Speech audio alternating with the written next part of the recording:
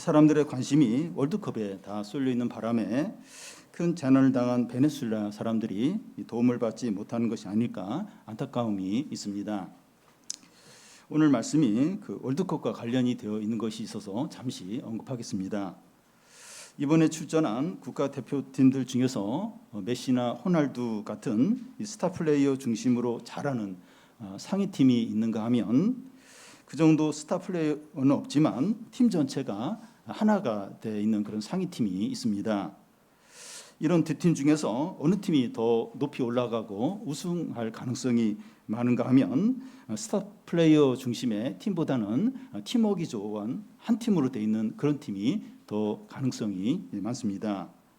왜냐하면 스타 플레이어 중심으로 돌아가는 팀은 그 선수가 부상을 당하거나 상대방이 이렇게 마크를 집중적으로 하면 이제 이렇게 팀이 이제 이길 수가 없습니다.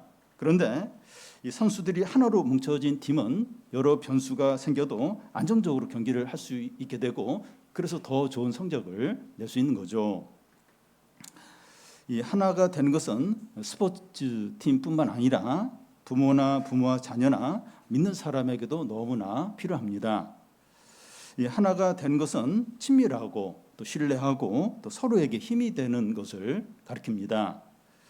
그런데 이 가까운 사람들끼리 이렇게 하나 되는 것이 더 어려울 수 있습니다.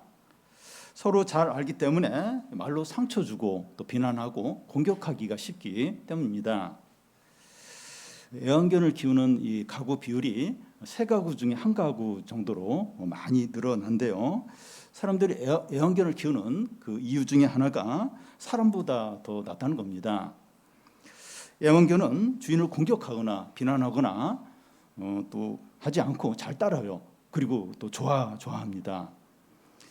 이 한국의 진돗개가 외국인들에게 큰 인기가 이제 많은데 어떤 외국인이 이제 진돗개에 대해서 칭찬하는 이제 말을 이렇게 하는 걸 들었는데 부부가 다투면 진돗개가 부부 사이에 이렇게 들어와서 앉아 있는다는 겁니다. 또 한쪽이 막 이렇게 흥분해서 막 소리를 지르면 아빠를 그 사람 무릎에 올려 놓는다는 거예요. 이제 그만하라는 거죠. 이런 부분을 보면 사람보다 낫다 이런 말이 나올 수 있습니다. 그런데 이 사람들이 하나 되는 건 참 어렵습니다. 그러나 회사 팀원들이나 부부나 부모와 자녀가 이제 하나가 될 때 서로에게 위로를 받고 또 힘을 얻고 행복하게 됩니다. 그런데 믿는 자들이 이제 하나가 될 때는 위로와 힘과 기쁨뿐만 아니라 하나님이 그들과 함께 하심으로 큰 사랑과 능력과 축복을 누리게 됩니다.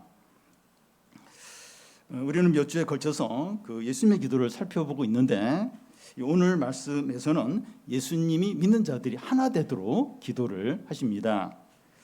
어떻게 하나가 되는가 하는 것도 중요한데 하나님 아버지와 아들이 하나인 것처럼 믿는 자들이 하나 되게 해달라는 겁니다. 믿는 자들이 하나가 되는 게 왜 중요한가 하면 믿는 자들이 하나 될 때 예수님이 잘 드러나요. 또 세상 사람들이 예수님을 잘 믿게 된다는 겁니다. 그리고 믿는 자들이 하나로 연합할 때 하나님께서 예수님을 사랑한 것 같이 하나님이 그들을 사랑하신다는 것을 알게 된다는 겁니다. 예수님의 기도는 크게 3부분으로 되어 있습니다.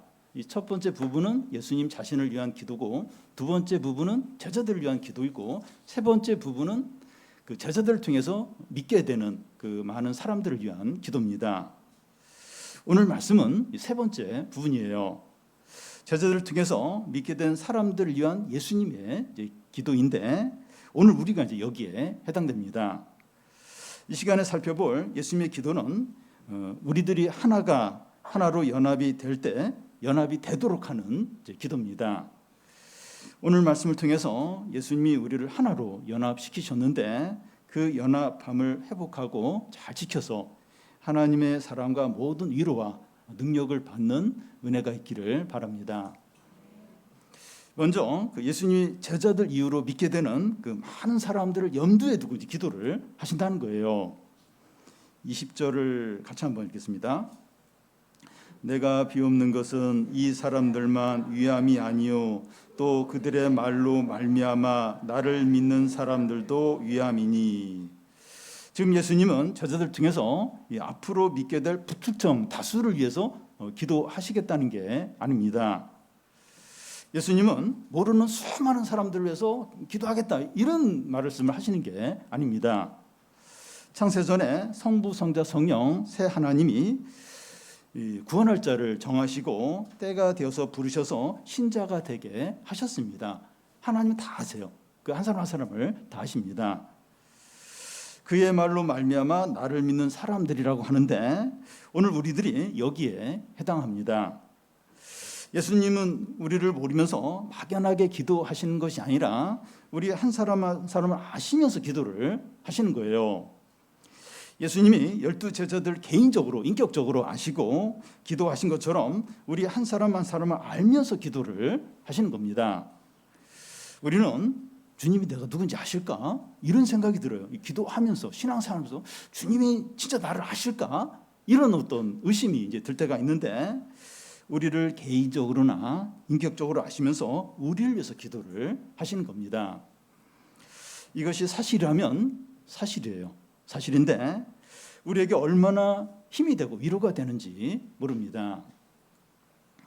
그러면 우리가 주님과 어떻게 이런 관계가 되었습니까? 그의 말로 말미암아 나를 믿는 사람들이 하는데 이 제자들이 전한 말씀을 우리가 이제 믿는 걸 통해서입니다. 우리가 하나님의 말씀을 믿는 걸 통해서 이런 관계가 된다는 거예요. 모태신앙도 아니고 교회를 정기적으로 출석하는 것도 아니고 직분도 아닙니다. 우리가 말씀에 믿음으로 반응하는 것을 통해서입니다. 우리 마음이 말씀을 들을 때 딱딱한 땅이나 돌밭이나 또 가시덩굴 있는 그런 어떤 마음밭이 아니고 옥토의 마음밭이어서 30배, 60배, 100배 결실을 맺는 그런 마음밭이죠. 하나님 나라는 말씀에 반응해서 열매를 맺는 그런 사람들을 통해서 이루어집니다. 예수님이 쉬지 않고 기도하는 대상은 9절 중간에 보면 이 세상을 위함도 아니요 내게 주신 자들이라고 하셨습니다. 예수님은 말씀의 믿음으로 반응하는 사람을 위해서 기도를 하십니다. 우리가 세상에 속해 있나 이 그리스도에 속해 있나 하는 걸 어떻게 알 수 있는가 하면 말씀에 반응하는가 믿음으로 반응하는가 하는 겁니다. 우리가 이 말씀을 귀로만 듣고 끝납니까? 아니면 마음으로 듣고 순종합니까? 우리가 주님이 개인적으로 이제 아시면서 쉬지 않고 기도하는 대상은 말씀에 반응해서 순종하는 사람들입니다. 물론 이제 이렇게 모든 사람이 이렇게 구원받도록 기도하세요. 근데 진짜 쉬지 않고 계속해서 기도하는 대상은 이 말씀에 믿음으로 반응해서 순종하는 그런 사람들을 위해서 주님은 그를 아시면서 인격적으로 아시면서 쉬지 않고 기도를 하십니다. 우리가 이 교회 출석만 하는 이 교인이 아니라 말씀의 믿음으로 반응해서 주님의 기도의 대상이 되는 복된 신자가 되시기 바랍니다. 다음은 예수님이 이제 그리스도인이 하나 되도록 기도를 하시는 겁니다. 21절을 우리 같이 한번 읽겠습니다. 아버지여 아버지께서 내 안에 내가 아버지 안에 있는 것 같이 그들도 다 하나가 되어 우리 안에 있게 하사 세상으로 아버지께서 나를 보내신 것을 믿게 하옵소서. 그들도 다 하나가 되어 하는데 믿는 자들의 연합을 말합니다. 믿는 자들의 연합을 이제 이야기할 때 먼저 교회들의 연합을 먼저 이야기를 해야 합니다. 몇 주 전에 어떤 지사님이 이제 이렇게 이야기를 하시면서 이 기독교 종파들 뭐 장로교, 침례교, 감리교, 순복음 이렇게 많은데 이게 무슨 차이인지 모르겠다고 이제 하시는 겁니다. 그러니까 우리 교회가 이제 장로회에 속했는데 이 장로회 말고 다른 교파들은 다 잘못된 건지 아니면 다 옳은 건지 이제 모르겠다는 겁니다. 이 카톨릭은 같은 기독교인데 다르다고요. 다르다고 하는데 차이가 무엇인지 잘 모르겠고 신천지나 통일교는 이제 이단이라고 하는데 이단이 무엇이 다른지 잘 이제 모르겠다는 겁니다. 이 교회들의 연합을 생각할 때 이단들과 연합 이런 건 이제 생각할 필요가 없고, 기독교 안의 종파들을 이제 생각을 해보면 너무나 많이 나뉘어져 있다는 것을 알 수가 있습니다. 이 대한예수교 장로회라고 할 때 우리 교회도 이제 여기에 속해 있는데, 대한예수교 장로회 안에 교단이 한 60개 정도가 된다 그래요. 그러니까 교단별로 이제 우리는 이제 우리의 교단은 합동인데, 그런 합동, 그리고 이 장로신학교 이제 거기 통합인데, 그런 교단이 대한예수교 장로 안에 60개나 된다는 겁니다. 이 침례교나 감리교나 순복음도 그 안에도 장로들이 이제 교단들이 여러 개가 또 이제 있습니다. 교단들이 너무 많으니까 서로 경쟁하고 다투고 싸우는 일들이 있는 겁니다. 교회들이 연합되지 못하고 서로 경쟁하면서 다투니까 세상 사람들이 실망을 해서 전도가 잘 안 된다는 말도 합니다. 그래서 교회가 연합해야 한다는 움직임과 노력들이 많았고 지금도 진행 중에 있습니다.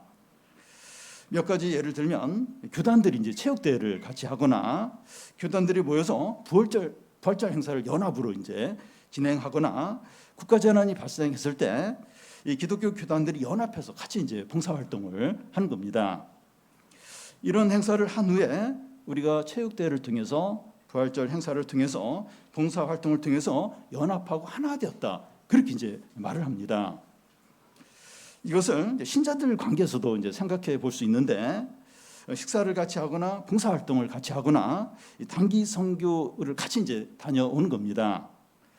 이렇게 한 것을 하나로 이제 연합된 것으로 여기는 겁니다.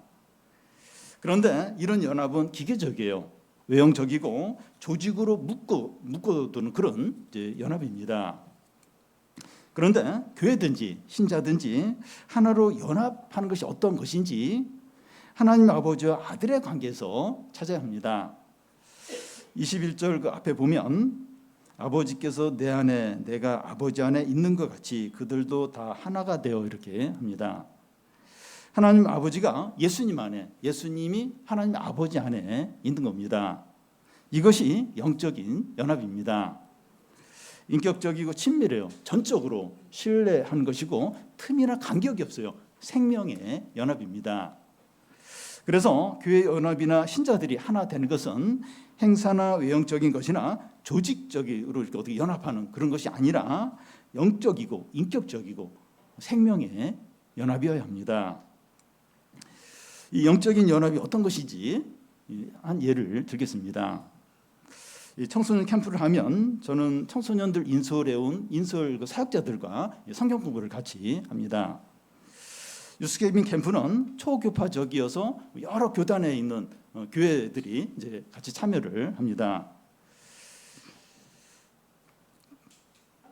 캠프에서 만난 이제 인솔 사역자분들을 처음 만나요. 그리고 그분들의 교회가 어떤 교회인지 모릅니다. 제가 어떤 사역자분들과 영적으로 하나됨을 느끼는가 하면 말씀을 소중히 여기고 말씀을 이렇게 적용하는 분들입니다. 이런 분들은 얼굴을 본 지 하루 이틀밖에 안 됐어요. 그리고 같이 이렇게 이야기를 나누고 한 게 한두 시간밖에 안 되는데 수년 동안 알고 있는 사람처럼 친밀해요. 신뢰가 가고 하나임을 느끼는 겁니다. 우리 교회에서 이제 우리 교인들하고 함께 성경 공부하고 비슷한 어떤 그런 느낌을, 하나됨을 느끼는 거예요. 그런데 같은 장로의 이제 사역자인데 말씀을 소중히 여기지 않고 말씀에 진지하지 않는 그런 분들과는 물과 기름과 같이, 그리고 어떤 거리감이 안 좁혀지는 겁니다.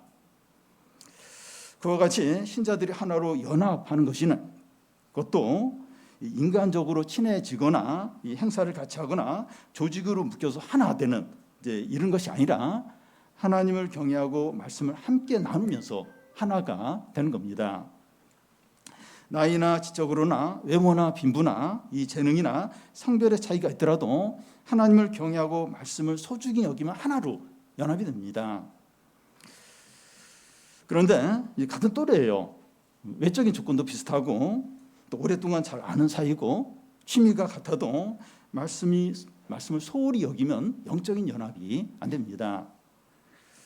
친하게 지낼 수 있어요. 근데 영적으로 하나 되는 건 안 된다는 겁니다. 우리는 하나로 연합하는 것을 추구해야 되는데 말씀 없이 하나님을 포기하면서 연합하려고 하지 않아야 됩니다. 물론 멀어진 사람들과 식사도 같이 하고 어색한 사람들과 등산도 이렇게 같이 하는 거 필요해요. 이게 필요합니다. 그런데 그런 것들은 이제 수단에 이제 불과하지 진정으로 하나 되면 말씀과 성령으로 됩니다. 교인들 중에 이 말씀이나 신앙적인 것이 이제 불편해 이제 하는 분들이 이제 있을 수 있는데 서로 하나됨을 위해서 이 신앙적인 거 빼고 우리 좀 교제하자. 그럴 수 있어요. 그러니까 뭔가 이렇게 말씀을 나누면 어색하고 막 좀 힘들어하는 그런 분들이 이제 있는 경우가 있는데 우리 이제 하나님 빼고 이제 말씀 빼고 우리 좀 친하게 이렇게 한번 이렇게 교제해 보자. 그럴 수 있어요. 물론 일시적으로는 그럴 수 있는데 지속적으로 그런 관계가 이제 지속이 된다면 영적인 연합은 안 되는 겁니다. 21절 중간에 보면 그들도 하나 되어 우리 안에 있게 하사 하는데 우리가 이제 하나가 이제 되는 것은 이 하나님과 예수님 안에 있어야 하는 거예요. 그러니까 하나님 밖에서 우리가 하나 되는 그런 건 아무 의미가 없다는 거예요. 하나님 안에서 우리가 하나가 되어야 그게 이제 참된 의미가 있다는 거죠. 하나님 빼고 우리끼리 친하게 지내는 것이 아니라 하나님과 친해야 되는 거예요. 먼저 하는 게 친해야 하는 겁니다. 왜냐하면 성도의 연합은 영적인 연합이고 생명의 연합이기 때문입니다. 그래서 이렇게 연합하기 위해서 같이 이렇게 시간도 보내고 그게 필요해요. 근데 그게 전부가 우리 같이 식사했다, 같이 뭐 했다, 다 됐다, 우리 친해졌다, 우리 하나 됐다. 그게 아니라는 거예요. 그건 이제 수단이고 진정으로 하나님을 경외하고 말씀을 나누면서 영적인 연합을 이룰 때 그게 진정으로 하나가 된 거라는 거죠. 신자들의 그 연합에서 생각해야 될 중요한 이제 한 가지는 없었던 연합을 생기도록 하는 것이 아니라 이미 연합된 것을 회복하고 유지하고 강화하는 거라는 겁니다. 에베소서 4장에 보면 이 지체 원리가 나오는데 그리스도가 몸의 머리에 해당하고 신자들은 몸의 지체들입니다. 우리가 예수님을 믿을 때 그리스도와 영적으로 연합해서 한 몸이 되니까 모든 성도들은 몸의 지체들이 되는 거죠. 그래서 모든 신자들은 한 몸이고 영적으로 생명으로 연합되어 있는 겁니다. 그래서 우리가 할 일은 그리스도가 십자가에서 죽으시면서 그 한 몸이 되게 하신 것을 굳게 이제 지키는 겁니다. 우리는 이 성도의 연합을 깨뜨리는 일을 하지 않아야 합니다. 죄를 습관적으로 짓거나 교만하게 행하거나 욕심을 부리거나 말씀을 이제 멀리하지 않는 겁니다. 예수께서 피를 흘리면서 우리 사이의 모든 벽들을 다 허물면서 하나가 되게 하셨는데 우리 욕심과 이기심과 불신앙으로 다시 벽을 쌓는 일을 하지 않아야 됩니다. 예수께서 십자가에서 자신의 살을 찢으면서 피를 흘리면서 모든 사람들의 벽들, 뭐 인종, 문화, 또 학벌, 또 외모, 모든 벽들을 다 허물어서 하나가 되게 했는데 우리 욕심으로 이기심으로 다시 또 이렇게 사람들 사이에 벽을 쌓아서 하나됨을 깨뜨리고 그렇게 해서는 안 된다는 겁니다. 우리가 할 일은 없던 연합을 행하는 그런 것이 아니라 이미 연합된 것을 회복하고 유지하고 강화하는 겁니다. 우리가 이 성도의 그 연합을 이제 회복하고 강화할 때 어떤 일이 일어납니까? 무슨 좋은 일, 어떤 일이 일어납니까? 우리를 통해서 세상 사람들이 예수님을 믿게 된다는 겁니다. 21절 끝에 나오는데 세상으로 아버지께서 나를 보내신 것을 믿게 한다는 겁니다. 신자들이 하나로 연합해 있을 때 하나님과 예수님이 그들과 함께 하십니다. 그러니까 믿는 사람들이 하나로 연합할 때 하나님과 예수님이 그들과 함께 해요. 소모임을 할 때 믿음이 좋고 사랑이 많은 이런 분이 한 분 있는데 이분이 모임에 함께 할 때하고 이분 없이 모임을 할 때하고 다른 멤버들이 알아요. 왜 그분 왜 빠졌지? 이러면서 그 차이를 이제 느낍니다. 그와 같이 성도들의 모임에 하나님이 함께 하시는 것과 하나님이 함께 하지 않는 건 너무나 다르다는 거예요. 아니 모여서 그냥 이렇게 뭐 예배 한번 드리고 이렇게 하면 그게 성도들의 모임이 아닌가. 그런 모임하고 실제로 하나님이 그들과 함께하는 그 모임의 차이가 있다는 거예요. 너무나도 다르다는 겁니다. 성경학교나 청소년 캠프가 가장 은혜스러운 때가 언제였는가 하면 교사들이 사랑하면서 하나가 될 때입니다. 유난히 그럴 때가 있어요. 그럴 때 성경학교 캠프 수련회가 제일 좋아요. 제일 은혜스럽다는 그런 걸 함께 이제 느끼게 됩니다. 성도들이 하나로 연합할 때 예수님이 잘 드러나고 서로가 그걸 다 느껴요. 다 느낍니다. 그럴 때 세상 사람들이 예수 믿게 된다는 겁니다. 그러니까 전도의 가장 첫 번째가 뭔가 하면 성도들이 하나로 연합하고 하나님이 그들 가운데 계시고 하나님이 드러나고 그럴 때 자연스럽게 이제 세상 사람들이 관심을 갖게 되는 하나님을 믿게 되는 겁니다. 근데 그런 거 없이 막 이렇게 전도지가 돌리고 막 어떻게 해서든지 막 교회 데려오고 근데 하나님이 안 계세요. 교회 없어요. 그러면 실망해서 그냥 다시 돌아간다는 거죠. 그래서 어떤 사역이나 전도나 어떤 그 봉사보다 훨씬 더 우선적이요. 제일 첫 번째 되는 게 성도들이 하나가 되는 거예요. 하나로 연합하는 거예요. 그래서 하나님이 함께 계시고 그게 이제 모든 것의 시작이고 그게 우선적으로 가장 중요하다는 겁니다. 우리 교인들이 하나로 연합해서 주님이 함께 하심을 누리고 누가 교회 오든지 예수님을 만나고 이웃에게 예수님을 잘 전하게 되기를 바랍니다. 다음은 우리 연합을 위해서 주님이 주신 겁니다. 22절을 같이 한번 읽겠습니다. 내게 주신 영광을 내가 그들에게 주었사오니 이는 우리가 하나 된 것 같이 그들도 하나 되게 하려 함이니이다. 하나님께서 내게 주신 영광을 그들에게 주었다고 하는데 왜냐하면 우리가 하나 된 것 같이 그들도 하나 되게 하기 위해서라는 겁니다. 영광이라고 하는 것은 하나님이 강하게 나타나는 것을 말합니다. 예수께서 믿는 자들에게 영광을 주어서 그들이 하나 되게 하신다는 겁니다. 그런데 하나님의 영광이 강하게 나타나면 근데 사람의 영광이 강하게 나타나면 하나됨이 깨지게 됩니다. 예를 들어서 모임에서 한 사람이 자기 자녀가 좋은 성적을 받았다는 걸 그걸 막 너무 이렇게 막 자랑을 하거나 또 큰 돈을 벌고 성공한 걸 지나치게 막 이렇게 자랑을 할 때 시기하고 시험 드는 사람이 생기면서 이렇게 나눠지게 돼요. 이 분열이 생기게 됩니다. 그런데 하나님의 영광이 강하게 나타나면 사람들이 겸손해져요. 자기 약함을 인정하면서 서로 하나가 됩니다. 사람이 은혜를 받으면 하나가 되는 것을 볼 수 있습니다. 은혜를 받는다고 하는 것은 하나님을 강하게 이제 경험하는 것인데 하나님을 강하게 경험하게 되면 자기를 잊어버려요. 자기 중심적 것에서 벗어나고 다른 사람을 귀하게 여기면서 하나가 됩니다. 그래서 우리는 이 말씀과 성령을 통해서 하나님의 영광이 나타나도록 은혜가 많이 나타나도록 그래서 우리 자신을 잊어버리도록 다른 사람을 소중히 여기도록 그러면서 하나가 되도록 기도해야 됩니다. 마지막으로 우리가 이제 하나로 연합할 때 하나님의 사랑이 나타난다는 거예요. 23절을 우리 같이 한번 읽겠습니다. 곧 내가 그들 안에 있고 아버지께서 내 안에 계시어 그들로 온전함을 이루어 하나 되게 하려 함은 아버지께서 나를 보내신 것과 또 나를 사랑하신 같이 그들도 사랑하신 것을 세상으로 알게 하려 함이로소이다. 우리가 하나로 연합할 때 우리에 대한 하나님의 사랑이 나타난다는 겁니다. 이 하나님의 사랑이 이제 어느 정도인가 하면 아버지께서 나를 사랑하신 것 같이입니다. 여기 같이라는 헬라어 단어가 이제 카토스인데 이 무엇과 똑같은 분량 이런 뜻입니다.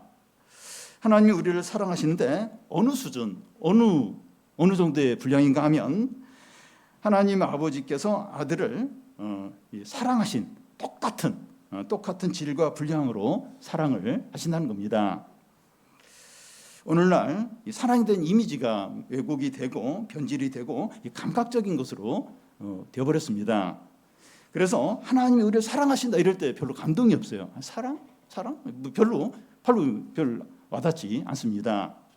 그런데 이 하나님의 사랑의 원천이죠. 사랑의 구원, 참 사랑은 하나님에게서 나오고 사랑의 근원과 이 원천은 하나님이십니다. 하나님의 아들을 사랑한 것 같이 우리를 사랑하신다는 것은 너무나 놀라워요. 충격적이고 감당할 수 없는 그런 거죠. 우리가 뭔데 하나님 아버지가 아들을 사랑하는 것처럼 우리를 사랑한다. 이건 우리가 이 의미를 제대로 알고 이걸 깨달으면 충격을 받고 이걸 감당이 안 될 그런 말씀인 겁니다. 하나님의 사랑의 특징이 뭡니까? 무한합니다.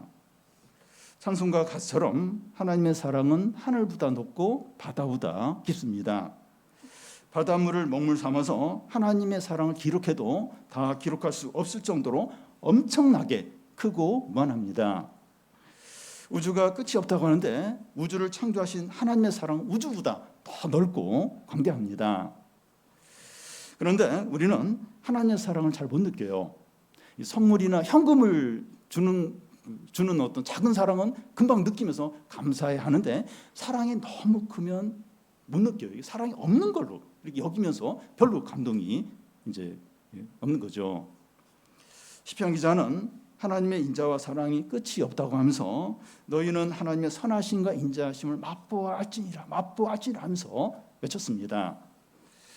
우리는 우리의 입장과 우리의 작은 틀 안에서 하나님의 사랑을 평가하고 거기서 이제 경험하려고 하는 것이 아니라 우리 틀을 깨야 돼요. 내 어떤 입장, 내가 생각하는 어떤 방법, 어떤 이런 거 깨트리고 하나님의 무한한 사랑을 맛보고 누리려고 해야 됩니다. 하나님의 사랑이 그렇게 크고 광대하다 했는데 그걸 좀 맛보고 누리게 해주십시오. 그래서 내 틀을 깨야 돼요. 우리는 끝까지 하나님은 요때 요런 방법으로 내가 원하는 식으로 사랑을 해주셔야 돼. 그거 아니면 뭐 하나님 사랑이 없어. 그거 안 주셨잖아. 그때 응답이 안 됐잖아. 이런 식으로 너무 내 중심이죠. 좁은 하나님은 우주보다 크신데 내 어떤 좁은 거기에 딱 제한돼서 거기서 일을 하지 않으면 하나님은 사랑이 없다. 하나님은 없다. 하나님은 안 계신 것 같다. 이렇게 할 때가 너무나도 많다는 그 틀을 깨트려야 돼요.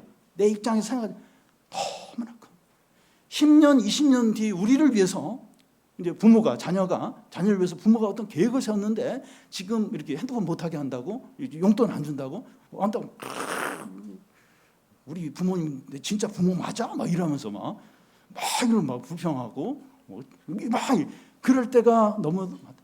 우리가 하나님에도 그렇게 할 때가 많다. 이게 틀을 깨트려야 돼. 너무 크세요. 우리는 땅에 있고 하나님은 하늘에 계십니다. 이 큰 엄청나 이 우주를 만드신 분이 하나님이에요. 그분의 사랑이 그만큼 그 우주보다 더 크다는 거예요. 그리고 하나님의 사랑은 영원합니다.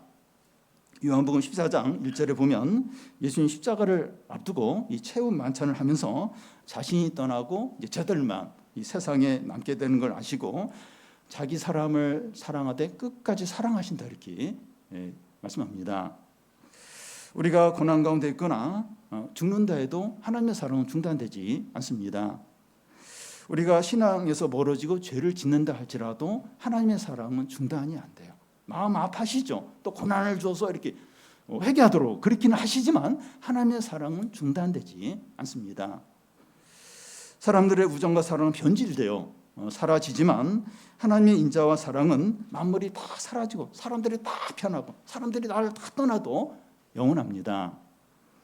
현재만 보고 낙심하는 것이 아니라 끝까지 사랑하신 하나님을 믿으시기 바랍니다. 그리고 하나님의 사랑은 완전해요. 이 사람의 사랑은 이해관계에 영향을 받아요. 그리고 외적인 조건에 따라서 달라집니다. 야곱은 12아들 중에서 요셉을 편애했어요. 자기가 사랑하는 라헬이 낳은 아들이니까. 그러니까 믿음의 사람 야곱도 이렇게 이 자식들을 이렇게 공평하게 사랑하지 못하고 편애를 했습니다. 부모는 자식들을 다 사랑한다고 해도 더 사랑하고 아끼는 자식이 있습니다. 그 열 손가락 다 깨물어 안 아픈 손가락 있어. 그래도 그거 표현을 하지 않지만 또 이렇게 더 이렇게 사랑스럽고 또 아끼는 또 그 자식이 있어요. 그러니까 사람은 그렇게 이렇게 할 수밖에 없습니다. 우리는 이 사람들을 똑같이 사랑하지 못하고 차별을 합니다. 그러면 안 되는데 차별을 해요. 차별. 어떤 외적인 조건이든지 내 어떤 스타일이든지 또 이렇게 어떤 내 기준에 따라서 사람을 차별하면서 대합니다. 그런데 하나님의 사랑은 외적인 조건에 따라서 차별하지 않는 완전한 사랑입니다. 그러니까 사람들이 세상이 나를 이렇게 차별하고 이렇게 외모로 대하니까 하나님도 그러시겠지. 그렇지 않아요. 그렇죠. 외적인 전혀 상관없이 완전한 사랑을 이제 하십니다. 하나님은 경제 이력이나 학교 성적이나 외모나 성경 지식이나 인기 등에 따라서 하지 않는 완전한 사랑을 하세요. 완전한 사랑을 하십니다. 우리가 하나 되어 연합을 이룰 때 하나님께서 아들을 사랑하신 것 같이 우리를 무한하고 영원하고 완전하게 사랑하십니다. 진짜 그렇습니까? 진짜 그래요? 그 증거가 있습니까?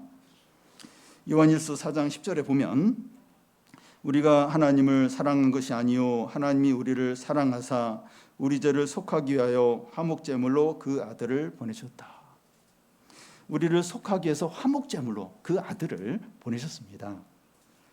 갈라디아서 2장 20절에 보면 나를 사랑하사 나를 위하여 자기 자신을 버리신 하나님의 아들을 믿는 믿음 안에서 사는 것이다. 나를 사랑하사 자기를 버리신 하나님의 아들, 자기를 버리셨어요. 누가서 5장 8절에 보면 우리가 아직 죄인 되었을 때 그리스도께서 우리를 위하여 죽으심으로 하나님께서 우리에 대한 자기 사랑을 확증하셨다. 하나님이 우리에 대한 사랑을 그 아들을 십자가에 죽게 하심으로 확증을 의심하지 마도록 확증을 하셨습니다. 하나님의 사랑만큼 진실하고 큰 사랑이 없어요. 지금 우리 다 이렇게 사랑하는 그런 사람들이 있어요. 사랑하는 그런 관계가 있는데 이런 사랑은 약해져요. 또 변질되기도 사라지기도 하고. 근데 하나님의 사랑만은 진실해요. 변함없습니다. 이것만큼 큰 사랑이 없습니다. 그래서 우리는 어떤 확신을 가질 수 있습니까? 로마서 8장 38절 39절에 보면 내가 확신하노니 사망이나 생명이나 높음이나 깊음이나 다른 어떤 피조물이라도 우리를 우리 주 그리스도 예수 안에 있는 하나님의 사랑에서 끊을 수 없느니라. 우리 주 그리스도 안에 있는 하나님의 사랑에서 끊을 수 없다. 다른 어떤 피조물, 세상의 어떤 세력, 악한 어떤 자들, 어떤 재난이라 할지라도 그리스도 안에 있는 하나님의 사랑에서 우리를 끊을 수 없다는 거예요. 왜냐하면 독생자를 주시면서 확증하신 사랑이기 때문에 무한하고 완전하고 영원한 사랑이기 때문에 어떤 것도 이 사랑에서 끊을 수 없다는 겁니다. 여러분, 하나님의 사랑이 개인적으로도 임하지만 하나로 연합을 지키는 공동체 안에 부어집니다. 교회가 작고 재정적으로 어렵고 또 우리에게 질병이 있고 경제적으로 어렵고 미래가 불투명하고 진로 문제가 힘들고 우리가 기대한 대로 안 됐다 하더라도 하나님이 우리를 아들을 사랑한 것처럼 사랑하신다면 두려울 것이 없고 부족할 것이 없습니다. 우리 생각대로 안 돼요. 미래가 불투명합니다. 돈이 없어요. 몸이 아파요. 좀 너무 절망적이에요. 그래도 하나님이 아들을 사랑한 것처럼 우리를 사랑한다면, 그 사람이 영원하고 무한하다면, 그 사랑이 변치 않는다면 두려울 게 없어요. 부족할 것입니다. 이 어린 자녀가 부모가 이렇게 그 자녀를 헌신적으로 사랑해요. 뭘 아끼겠습니까?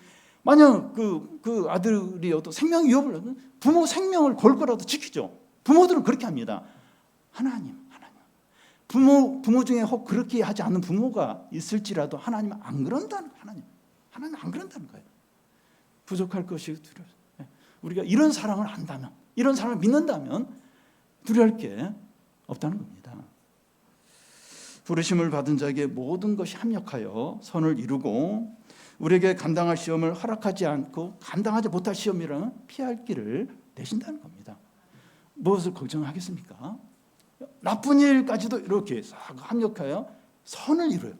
시간 지나고 보면 그 좀 분명히 안 좋은 일인데 그 일을 통해서 또 이렇게 나를 더 성숙시키고 더 이렇게 어떤 믿음의 이렇게 단계로 인도한 걸 깨달을 때가 얼마나 많습니까? 그리고 감당이 안 되고 이 어려움으로 내가 이렇게 막 무너지고 막 신앙에서 떠날 것 같고 그럴 것 같으면 또 이렇게 뭐 피할 길을 내시는 거예요. 그렇게 걱정할 게 없다는 겁니다. 우리에 대한 하나님의 사랑이 무한하고 영원하고 완전하기 때문입니다. 우리가 말씀 안에서 하나로 연합해서 하나님의 무한하고 영원하고 완전한 사랑을 누리고 예수님을 세상에 증거하는 우리 모두가 되시기 바랍니다. 우리 같이 좀 찬양하고 좀 기도하겠습니다.